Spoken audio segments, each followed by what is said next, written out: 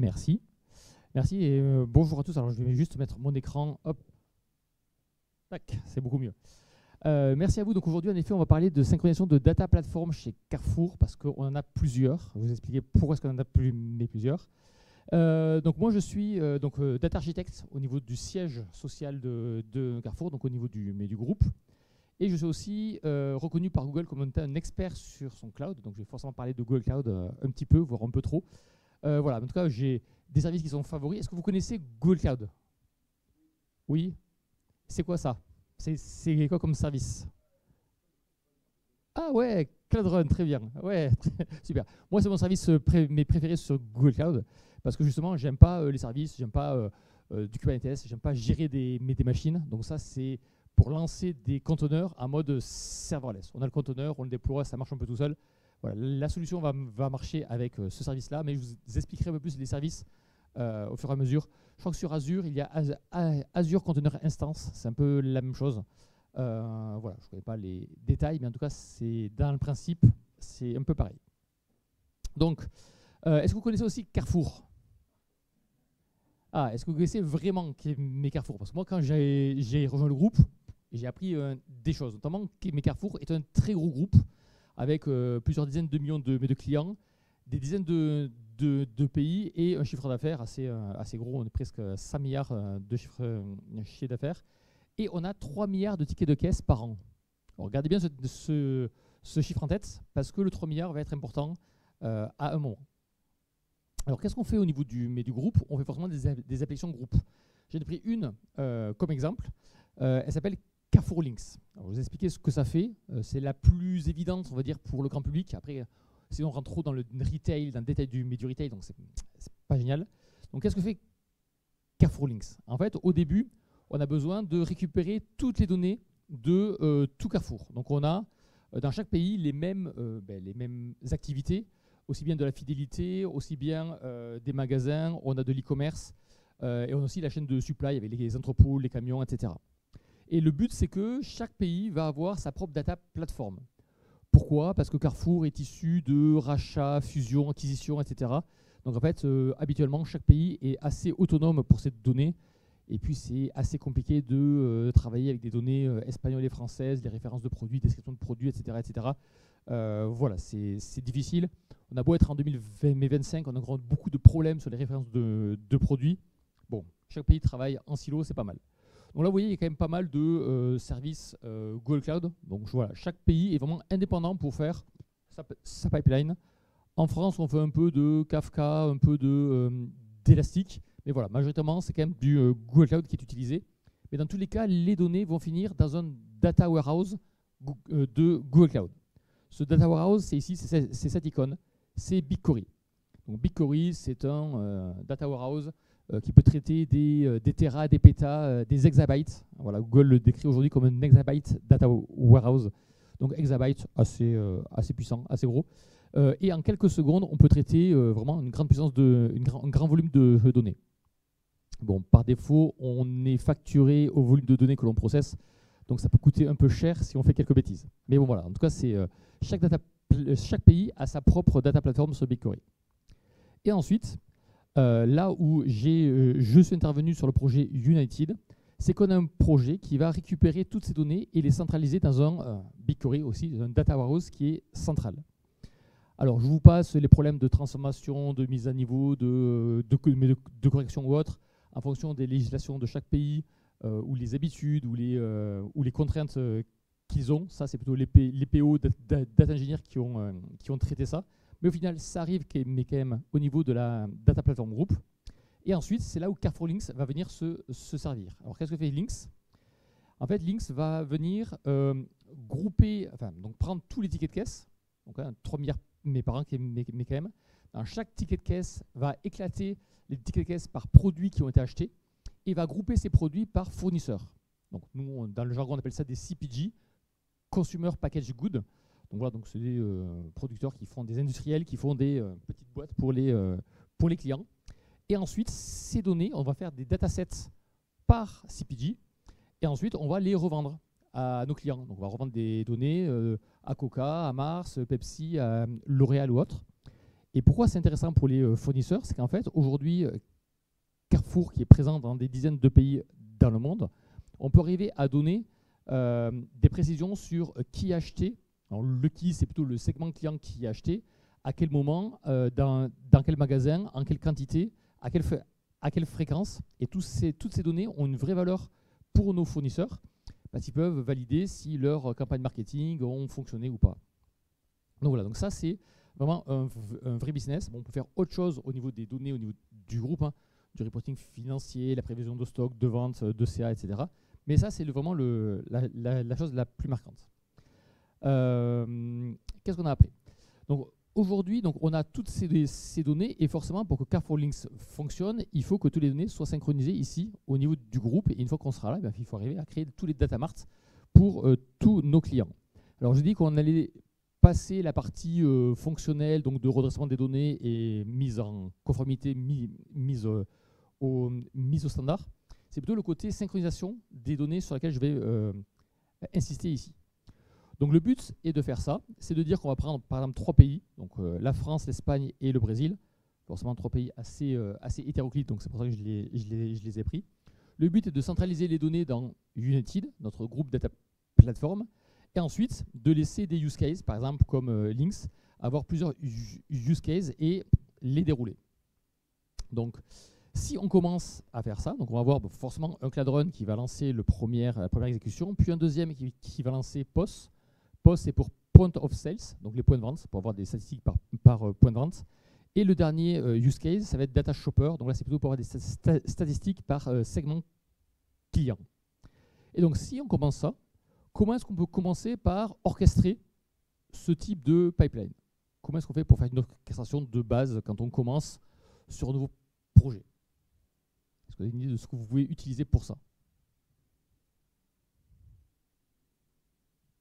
On peut dire, alors, le truc le plus simple, le plus bateau aujourd'hui, qu'on avait utilisé au début, c'était juste avoir quelque chose qui est basé sur du temps, donc avoir un cron, voilà, un scheduler qui dit que à telle heure, à 22 h, on va lancer une synchro au niveau de United.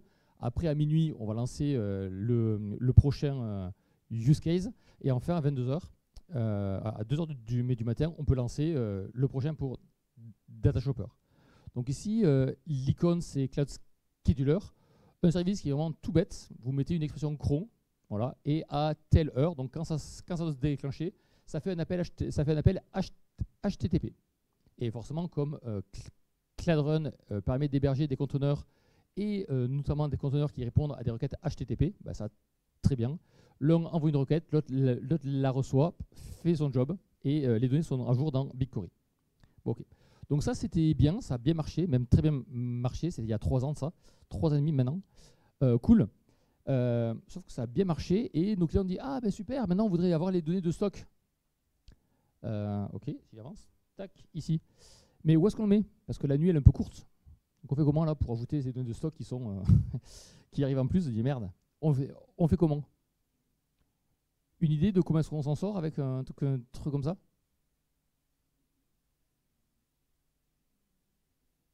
Non? Bon, assez basiquement, hein, on va mettre ça en parallèle. Donc qu'est-ce qu'on fait? On a toujours notre scheduler par exemple à minuit, et au lieu de dire qu'on lance POS, puis Data Shopper, puis Supply, simplement on va faire un fork et on va avoir plusieurs pipelines en parallèle, ce qui va nous permettre de finir un peu plus tôt le matin. Avant on finissait à 7 h, maintenant on finissait à 5 h du matin. Ok. Et là, ce pattern ici, il est appelé fan out. Donc fan out, qu'est-ce que c'est? Ça veut dire que l'on diverge. On a un événement et on a plusieurs branches qui se créent. Voilà, donc là, c'est vraiment le pattern fan out. Alors après, ce que je ne vous ai pas dit, c'est qu'on le faisait déjà aussi sur la partie ingestion des données dans United. Donc dans United, à 22 h, on avait notre scheduler qui se réveille, notre job qui se lance avec tous nos pays, on les copie et on les met dans United. Donc là, on voit qu'on a une divergence, donc le fan out, et une convergence ensuite. Alors on est en fan out et en fan in. Et comment est-ce qu'on fait ça? En fait, on utilise DBT. Donc DBT, c'est un framework SQL. Donc je ne sais pas si vous le connaissez. En fait, ça permet d'orchestrer des requêtes SQL. Donc vous définissez toutes vos requêtes SQL, toutes vos transformations que vous voulez faire. Et puis DBT, automatiquement, va détecter la dépendance entre les requêtes. Donc s'il y a des dépendances, DBT il est fait en séquence. Et s'il n'y a pas de dépendance, il est fait en parallèle. Voilà, typiquement, synchroniser les données France, Brésil et Espagne, ben, on peut le faire en parallèle, il n'y a pas de dépendance entre les données. Il y en aura après, forcément, au bout d'un moment, on va les jointer, mais la première copie pour récupérer les données, ben voilà, ça se fait en parallèle. Donc très bien, donc ça marche déjà, tu mets tout seul. Enfin, très bien, moi je suis un peu chiant comme architecte, et quand je vois ça ici, je me dis qu'en fait, au mieux, ici, on perd du temps. Et je me dis au mieux, hein, c'est pas au pire, hein, c'est au mieux. Mais au pire, c'est quoi? De base, c'est. Alors, ça ne rentre pas dans la nuit. Voilà, exactement, ça finit pas avant minuit. Donc en fait, il y a le pipeline qui prend plus de temps que prévu parce qu'il y a plus de données, parce qu'il y a des lenteurs, parce que BigQuery est un service managé par Google Cloud et BigQuery peut avoir des problèmes, des lenteurs, des problèmes de dispo. Enfin voilà, ça reste de l'informatique, donc il peut y avoir quelques problèmes.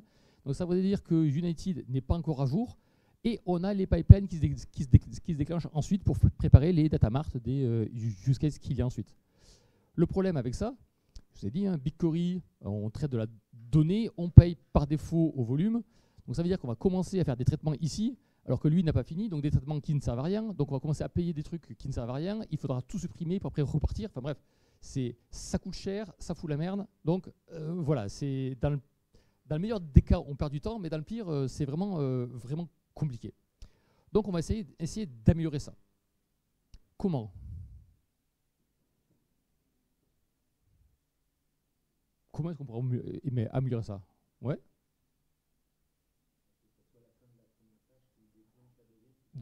Exactement. Juste de l'événementiel. Je dis juste mais comme si c'était fait mais facile, mais oui, le principe c'est ça.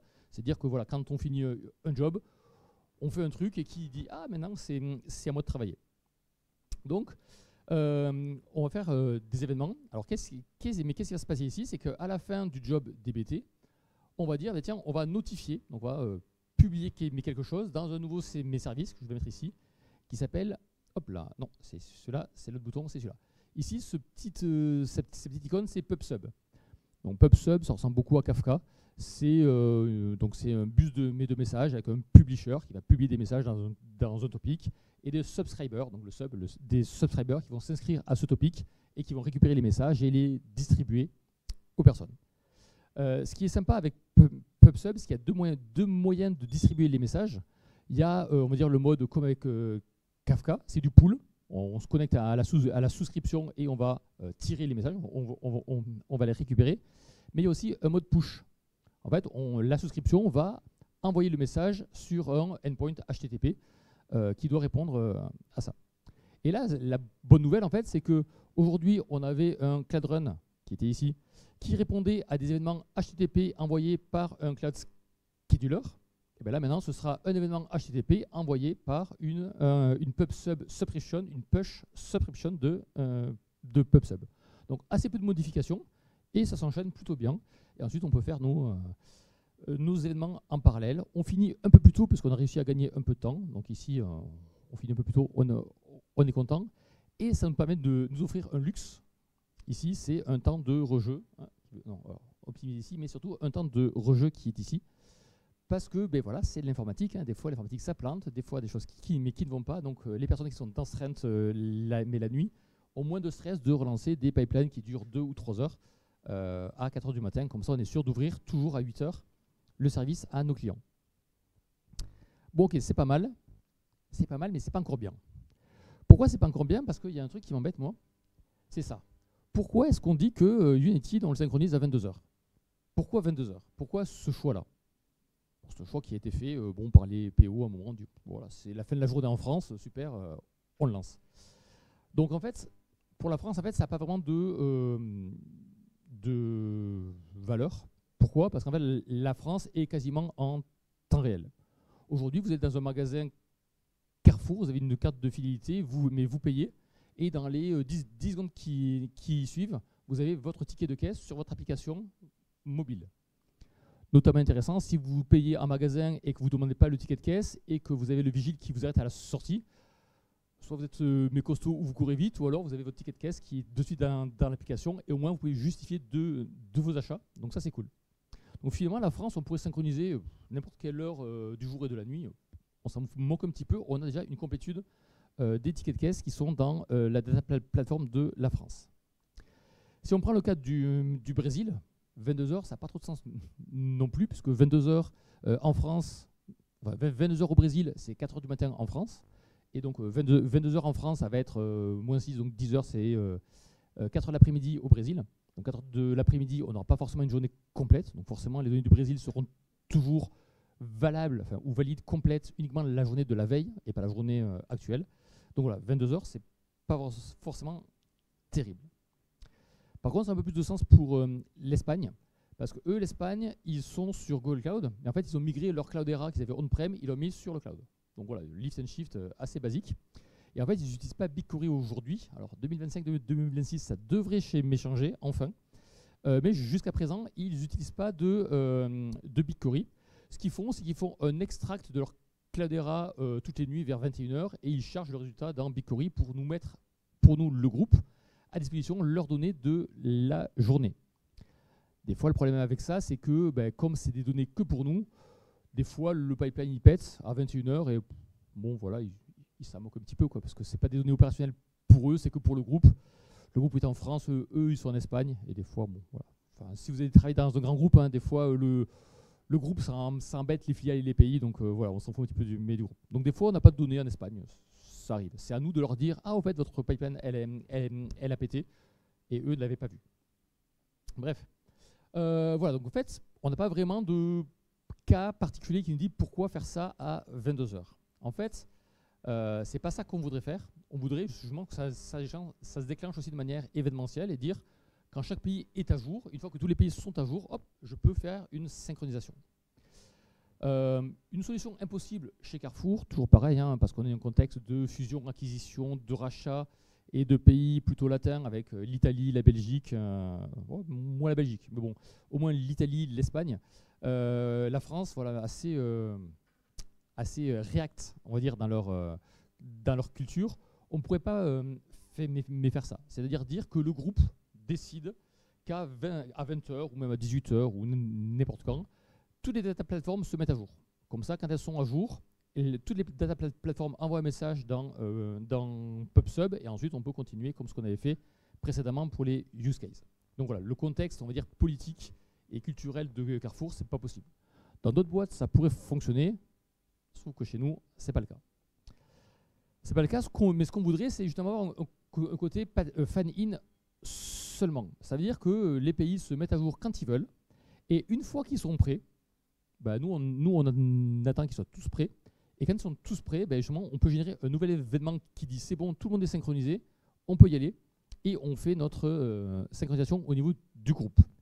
Évidemment, hein, comme c'est de l'informatique, il y a certains pays qui peuvent avoir des problèmes ou autres, on peut quand même mettre un timeout, mais par exemple à 22 heures, ou dans tous les cas, on forcera la synchronisation parce que voilà, il faut quand même qu'on synchronise des choses durant la nuit. Bon, ça, comment est-ce qu'on le fait? J'ai demandé à des collègues de chez Google, des personnes que je connais de chez Google, parce que je travaille chez Carrefour, pas chez Google, ils m'ont dit qu'il n'y avait pas de service qui permettait de répondre à ça. J'ai demandé à d'autres personnes qui connaissaient AWS ou Azure. Pareil, il n'y a pas de service natif qui permet de synchroniser plusieurs événements, plusieurs sources d'événements, et ensuite produire quelque chose. Google m'a proposé d'utiliser un outil qui s'appelle Cloud Workflow, et je n'ai pas été super satisfait. Donc, en fait, ce qu'ils m'ont proposé, c'est ce que je vous montrer là, et je vais dire pourquoi ça ne marchait pas. En fait, le workflow, c'est un orchestrateur comme des step functions sur AWS. Donc, vous avez des états, donc c'est état de transition, c'est une machine à état, des états, des transitions, et vous faites des choses les unes à la suite des autres, ou en parallèle aussi. Donc, l'idée, c'est de dire qu'à une telle date, vous lancez une exécution du workflow qui, première étape, on va faire des steps en parallèle. Donc, step en parallèle, chaque step va faire la même chose. On va générer une URL de callback pour chacun des pays. On va envoyer cette URL à chacun des pays qui va la sauvegarder en local. Ils vont faire leur petite tambouille et quand ils veulent, ils se mettent à jour. Et une fois qu'ils sont à jour, ils utilisent l'URL de callback pour dire « moi c'est bon, je suis prêt ». Et quand on a tout au niveau du workflow, c'est bon, on continue. Forcément, on peut mettre des timeouts sur ces callbacks URL et forcément, quand il y a des timeouts, au bout d'un moment, ça va forcer le déclenchement. Alors pourquoi encore chez Carrefour ça ne marche pas? Parce que j'ai dit quelque chose qui peut paraître évident pour tout le monde, qui est de dire ici on génère une URL et on l'envoie au pays. C'est quoi envoyer une URL au pays? C'est leur mettre à disposition via une API, c'est eux qui exposent une API, on leur met dans un fichier, on leur envoie comment? Alors la France, on est un gros pays, hein, donc la France, il y a beaucoup de développeurs, on doit avoir peut-être 3000 développeurs en France, si on prend l'infra, la data, l'AI ou autre. Quand on parle avec la Pologne, ils sont 3. Voilà, 3 au niveau de la data. Voilà, donc on peut exposer une API pour récupérer une URL pour ensuite faire quelque chose. Quand on n'est que 3, eux, ils ne savent pas faire, ils gèrent plein de projets à côté, des projets opérationnels. Les projets pour le groupe, ça leur passe un petit peu au-dessus, quoi. Ils vont demander au groupe du budget. Forcément, dans le retail, on n'a jamais de budget. Donc voilà, donc ça se fait pas ou ça se fait mal. Donc en fait, c'est compliqué à le faire à l'échelle chez Carrefour, de dire aux petits pays, vous débrouillez, vous faites des choses un peu modernes. Voilà, c'est vraiment compliqué pour eux de prendre de la presta externe, etc. Donc ça ne marchait pas non plus. Donc, faute de solution, j'ai décidé d'écrire un petit truc. Donc, quand je dis un petit truc, ça doit faire 500 lignes de code, que j'appelais EventSync. Donc EventSync, ça fait vraiment ce que je voulais. Donc fonctionnellement, c'est de dire qu'on a forcément une configuration. On va avoir quelque chose qui va écouter des événements. Donc c'est vraiment ce qu'on veut faire, écouter différentes sources d'événements. Ces événements, il faudra les persister, les sauvegarder à un endroit. Et enfin, on va devoir vérifier que si on a toutes les conditions qui sont définies dans la configuration, tous les événements sources que l'on voulait, avec leur spécificité, leur configuration propre à chacun, une fois que c'est bon, on va générer un événement qui a synchronisé tout ça. Alors si je passe sur la partie technique, on va forcément avoir du Cloud Run qui écoute du HTTP, hein, forcément, parce que c'est mon service mes favoris, donc je vais l'utiliser. Et ça marche très bien en HTTP, c'est du serverless. On paye que quand c'est utilisé, donc c'est parfait. Pour générer un événement ici, c'est toujours du PubSub. On peut publier quelque chose ici dans PubSub. Et ici, il y a une nouvelle icône qui est apparue, qui s'appelle Firestore. Donc Firestore, pour ceux qui connaissent Firebase, c'est un peu pareil. C'est une base de données documents encore en serverless. Ça veut dire qu'on va payer uniquement le nombre de lectures, d'écritures ou de suppressions et les données qui sont stockées. Mais si on ne fait rien, on paye que la donnée qui est stockée. On ne paye pas plus, quoi. C'est vraiment à l'usage. Sachant qu'on a quand même 30 000 écritures et 30 000 suppressions et 50 000 lectures gratuites par jour au niveau du free tier, ce qui laisse quand même pour un service comme ça beaucoup de marge de manœuvre. Donc voilà, donc c'est sur ça que je suis parti. Et alors je vais vous faire une petite liste des features. Bon, moi j'ai rien à vendre, hein, si vous voulez l'utiliser, mais tant mieux. Et je vous ferai une petite démo après. Alors au niveau des features, la première chose que je trouve la plus intéressante, c'est qu'on utilise vraiment des features natives de Google Cloud. Et donc ça veut dire que c'est serverless. Donc on paye à l'usage, et comme il y a des free tiers intéressants, aussi bien pour Cloud Run, Firestore et PubSub, ça coûte 0, ou si vous arrivez à quelques centimes, c'est que vous êtes très très fort, vous utilisez ça de manière assez massive. Et aussi, c'est sécurisé de bout en bout. Forcément, on est sur le même cloud provider, donc facilement, avec les droits IAM, avec des services account ou n'importe quoi, on a la sécurité Google nativement. C'est très simple de sécuriser. Donc voilà, ça c'est vraiment la partie la plus simple et la plus cool. Après, en termes de fonctionnalité, on va pouvoir customiser les endpoints, donc c'est-à-dire les endpoints HTTP qu'on va pouvoir appeler. Donc ça va être le nom, ça va être les verbes qui sont acceptés, donc le get, le put, le post, le delete ou autre. On va pouvoir traiter de manière synchrone ou asynchrone les événements. Voilà, ça c'est pour customiser les endpoints. Et après pour la partie trigger, donc pour les conditions de démission d'un événement, on va pouvoir avoir une fenêtre d'observation, par exemple 24 heures d'observation. On va pouvoir soit garder l'historique des événements qu'on a eu après un déclenchement, ou alors on fait table rase du passé et on continue. Et on reprend à zéro en fait. On va pouvoir aussi avoir un minimum d'occurrence pour dire que ce endpoint il est valide avant de le considérer comme valide. Je vais expliquer pourquoi avec la France notamment. Et enfin, l'événement qui est généré, il est complet. Ça veut dire qu'on va avoir vraiment l'entièreté de tout l'historique de tous les événements qu'on a reçus. Et ça, c'est plutôt parce que j'ai en tête, plus tard, d'avoir une sorte de rapport d'intégration. Ça veut dire que chaque pays donne son rapport d'intégration dans sa data plateforme, et ensuite l'événement en sortie va agréger tous les rapports d'intégration, et comme ça, c'est les systèmes en aval qui vont pouvoir décider s'il y avait vraiment suffisamment de données en amont pour pouvoir lancer son process, et s'il n'y a pas assez de données, bah à ce moment-là, on n'en fait pas. Je prends l'exemple du Brésil, on a eu ce problème-là il y a 1 an et demi, presque 2 ans maintenant. Le Brésil, on n'a reçu que 40% des tickets de caisse, et donc ça a mis la brouille dans les statistiques et dans tout ça, et on ne savait pas pourquoi.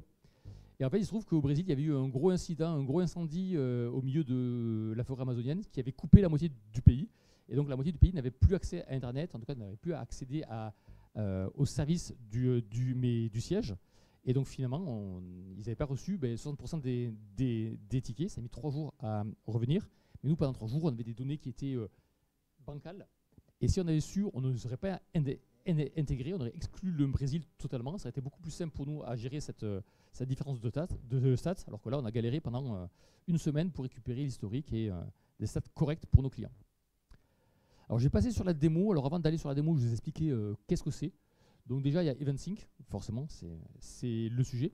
J'ai une page web, c'est quand même assez visuel. Alors, je ne suis pas du tout un développeur web, hein, donc voilà. J'ai quelques boutons avec... voilà, je suis assez content du résultat que j'ai eu. Vous allez voir, c'est assez moche, mais moi je suis content. Au milieu, on va avoir donc forcément des requêtes HTTP qui vont passer entre le web et EventSync. Et quand un événement va être généré dans PubSub, j'ai créé vraiment un service spécialisé pour la démo qui va écouter ce PubSub. Et dès qu'il y a des informations, ça va envoyer des informations directement vers l'interface web en WebSocket. En train de mourir au premier rang. Ok, alors je vais aller sur les démos, je vais poser ça. Alors ici, tac. Ok, donc là voilà, c'est mon interface, ma superbe interface qui est ici. C'est assez gros, vous voulez que je zoome? Ouais, c'est bon. Ok. Alors qu'est-ce que ça fait ici? Donc là, on démarre. Donc là, la première chose, c'est que j'ai un endpoint de config. Donc là, je récupère toute la config qui est ici. Donc j'ai 3 endpoints, entry A, B, C. Ok, donc on va voir que la première, elle est normale. La B va demander 3 occurrences. Et la C va juste garder le dernier événement qui a été envoyé. Donc, voilà, donc si j'arrive ici, on va pouvoir envoyer un événement un peu partout. Ici, événement 1, hop, ici. Ici, un événement 1 aussi. Hop, un événement 1 ici aussi. Voilà. Donc vous voyez sur la droite ici, on a les logs donc des appels qui ont été faits et le retour que l'on a eu, donc du 200. Je vais ajouter un deuxième sur le B ici et un deuxième sur le C. Ok, et forcément, le endpoint B attend 3 occurrences, donc il me manque une 3e occurrence ici. Et dès que je vais l'envoyer, on va voir que le message PubSub ici va être reçu. Donc si je l'envoie, hop, automatiquement, le message PubSub est reçu. Et qu'est-ce qu'on a? On a vraiment l'entièreté de l'historique de tous les événements que l'on a eu en source. Donc, les rapports d'intégration de chacune des data plateformes. Donc ici, on a un événement pour l'entrée A. Donc, où est-ce que c'est ici? Ici, on a entrée A 1. Pour l'entrée B, ici, on va avoir 3 événements. Donc, le 1, le 2 et le 3. Et pour l'entrée C, qui va être ici, on va avoir donc 2 événements qui ont été reçus, mais uniquement le dernier qui est envoyé dans le rapport d'intégration. Donc ici, c'est uniquement C2 que l'on va voir apparaître, et pas du tout C1 et le C1 va être invisible. Pourquoi c'est intéressant? Mais typiquement, ici, pour la France, on va dire que la France qui sont toujours à jour, on va dire qu'ils vont renvoyer un message toutes les heures, et on s'en fout d'avoir tout l'historique. Par exemple, juste avoir le dernier et demander d'avoir au moins 20 messages dans la journée, ça suffit pour dire que la France est à jour. Voilà, c'est le genre de use case en tout cas, que j'ai imaginé ici. Après, voilà, on a d'autres fonctions pour déclencher tout de suite un événement, donc forcément un événement qui sera vide, hein, parce qu'on n'a rien. Voilà, et ensuite pour supprimer aussi le passé à cet endroit. Bon, voilà, c'était juste la petite démo pour montrer que malgré tout, ça marchait. Et si je reprends ce EventSync, quand on l'intègre chez Carrefour, alors je dis bien ce qu'on souhaiterait faire. Hein. Hop là. Je me fais des croche-pattes un peu tout seul. Ce qu'on aimerait faire, parce qu'en fait aujourd'hui la France et le groupe ont fusionné, donc moi j'ai pu demander à mes collègues français de l'intégrer, donc aujourd'hui ça a été intégré par mes collègues en France. Par contre, on n'a pas de sponsor encore dans d'autres pays comme le Brésil, l'Espagne ou d'autres pays, parce que depuis 2 ans, de l'inflation, des réductions de budget, et malgré tout, il n'y a aucun pays qui a pris le courage et l'envie de faire ça et de faire des tests. Donc aujourd'hui, on est plutôt dans l'attente que d'autres pays se bougent pour nous accompagner. Je vous ai dit, hein, des pays sont indépendants. Quand on leur demande quelque chose, ils demandent en face du budget pour le faire. Donc c'est plutôt sur leur bonne foi qu'on veut qu'ils fassent des choses. Donc des fois, c'est pas évident que ça avance entre les pays. Donc qu'est-ce que c'est? Donc voilà, le but c'est de dire que chaque pays peut faire un petit peu ce qu'il veut, quand il veut. Et dès qu'ils auront mis à jour leur data platform, c'est d'envoyer un événement dans EventSync. EventSync va synchroniser tous les événements et ensuite l'envoyer dans PubSub, comme ce que j'ai montré. Et j'ai aussi montré qu'on avait un endpoint pour forcer manuellement un trigger. Donc on peut toujours mettre un CLAD scheduler à 22 h et dire, au pire, on envoie un message à ce moment-là et on fait ce qu'il y a à faire. Et comme on a un rapport d'intégration de toutes les data platforms avant qui ont envoyé leur statut, c'est ici, au niveau de United ou d'autres applications qui vont écouter, de dire est-ce que j'ai suffisamment de données pour déclencher le processing ensuite, ou alors finalement, je n'ai pas vraiment d'intérêt à le faire parce qu'il y a une complétude qui n'est pas suffisamment bonne. Mais en tout cas, c'est une responsabilité en aval de dire au workload est-ce que je me lance ou pas. Moi, je donne juste les informations au niveau de EventSync. Donc j'espère qu'on va arriver à faire des choses en 2025 avec les pays. Mais en tout cas, pour l'instant, ce n'est pas encore en place. Qu'est-ce que je voulais dire en conclusion? Essayez-le, c'est open source, c'est sur GitHub. Vous pouvez l'améliorer, vous pouvez le changer, vous pouvez le mettre sur du Azure, sur du AWS, il n'y a pas de problème. Si vous avez des questions, partagez-les, je serai content de vous répondre ou de vous faire des évolutions dessus. Ça doit faire 500 ou 600 lignes en Go. Voilà, donc si vous aimez le Go, c'est vraiment assez simple à lire et à tester. Voilà, en tout cas, merci pour votre attention. J'espère que ça vous a plu, que vous avez appris des choses. Vous pouvez donc, vous avez le GitHub qui est ici, vous pouvez me retrouver sur LinkedIn, sur Twitter ou autre, si vous avez des questions plus tard. Et si vous avez des questions maintenant, n'hésitez pas, je serai ravi de vous répondre. Merci.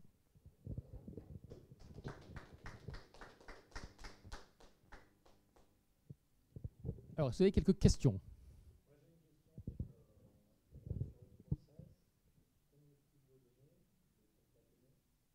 Oui.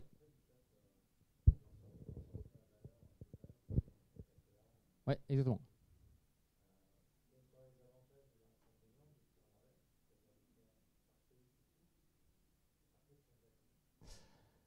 Alors, c'est déjà fait par pays en fait. Hein. Déjà, les pays. Alors, les pays concatènent, mais pas par CPG. Les pays concatènent chez eux par rapport à leurs données, mais il n'y a pas une concaténation par CPG et après une agrégation au niveau du groupe. Mais malgré tout, je vais un petit peu digresser sur la question parce qu'elle est très pertinente. Aujourd'hui, on s'est rendu compte, en tout cas pour ce use case-là. Après, on a des use cases plus globaux. Quand on a le chiffre d'affaires multi-pays, forcément, il faut bien agréger à un moment ou à un autre. Mais en fait, quand on donne les données à Coca, à Pepsi ou autres, eux, ils ont des équipes marketing par pays. Donc, ils récupèrent les données globales et eux, ils les séparent par pays et après, ils vont les envoyer, mais par pays, à leurs équipes. Donc, en fait, on est en train de se dire, finalement, est-ce qu'on a vraiment besoin de tout centraliser pour tout rééclater ensuite?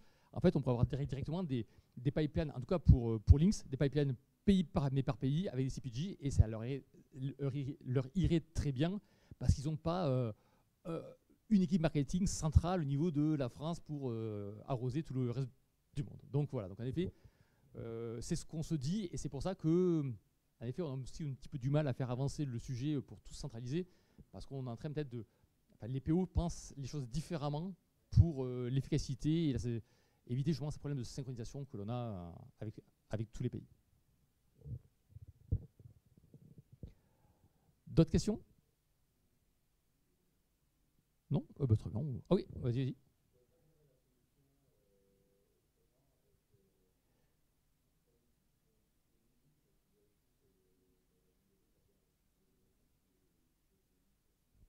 Ah oui, bien sûr, ça peut se faire différemment. En fait, il se trouve que ce pattern-là où on attendait, à chaque fois qu'on recevait un événement, on regardait dans une base de données Firestore si on avait tout reçu avant et après on déclenchait quelque chose. On fait souvent ça en custom pour plein de choses.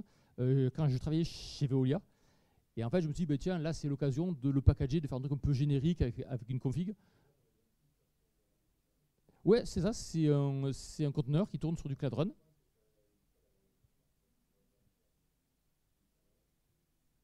Bah, le conteneur, il tourne sur du Cloud Run et ça fait du serverless. Le contenu. Et non, il tourne pas, il tourne pas en permanence. Avec Cloud Run, en fait, avec Cloud Run, ça va déclencher une instance uniquement quand un événement HTTP arrive. Donc ça scale à 0. Un événement arrive, ça lance une instance. Pendant le processing, ça va allouer du CPU et de la RAM. On va payer ça. À la fin du processing de la requête, on arrête de payer.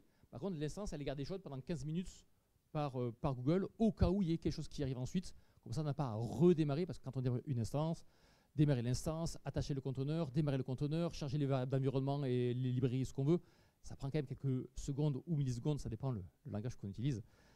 Java ou le reste du monde, hein, typiquement. Voilà, donc c'est pour ça, ça coûte vraiment rien en fait comme solution. Oui.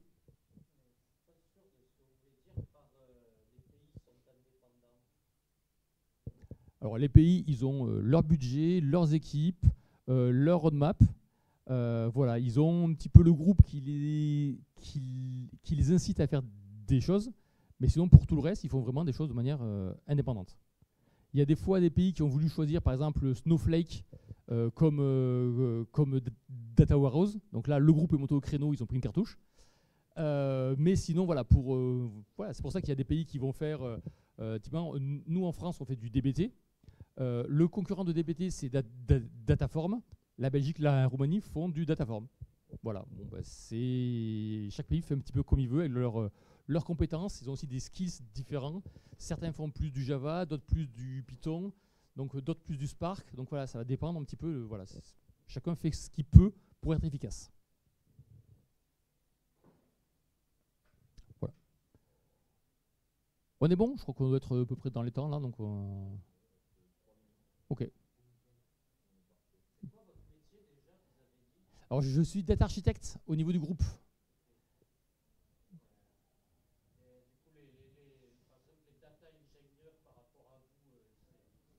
Alors, moi, je fais les grosses briques. Je dis comment les choses discutent entre elles. Et les data engineers, eux, en fait, les data engineers, c'est des développeurs. Hein. Ils vont simplement développer ce qu'il y a dans chacune des briques pour que ça communique comme je l'ai écrit sur le schéma. Voilà. Moi, je fais des schémas et eux, ils font du code. Ah ben forcément, quand on fait des beaux schémas et des beaux slides, on est mieux payé que quand on fait du code. mais après, j'ai été data engineer et développeur au tout début. Hein. J'ai été diplômé en 2007. Donc voilà, ça fait 17 ans que je suis sur le marché. Donc forcément, après on monte. Merci en tout cas pour votre attention.